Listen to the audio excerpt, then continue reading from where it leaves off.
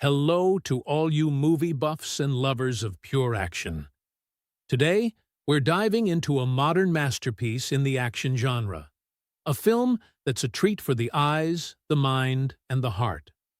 We're talking about the fourth installment of the John Wick series, where vengeance, philosophy, and aesthetics collide in a gunpowder-drenched line of fate. One bullet. One goal. John seeks the end. If you've followed the John Wick saga, you know it all started with a dog. But now, in Chapter 4, it's about much more than revenge. John isn't just fighting to survive. He's fighting for freedom. Freedom from a decaying system, from rules that even the powerful puppet masters behind the scenes are trapped within. He's trying to break the very structures he once helped build. A journey from the inside out. Chad Stahelski's direction. Action as visual poetry.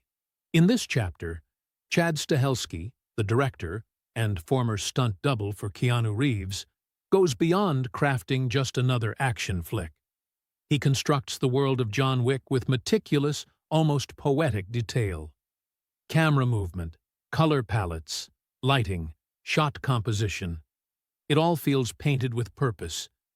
For instance, in the nightclub scene with artificial rain and neon lights, the camera captures the dance-like choreography of death.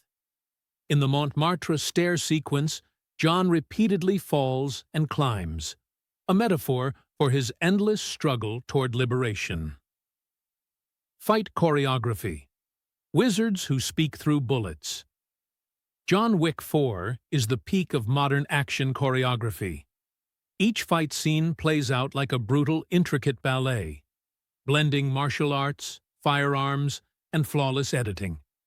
Highlights include the top-down sequence with incendiary shotgun in the abandoned house, one of the most innovative action scenes in recent years.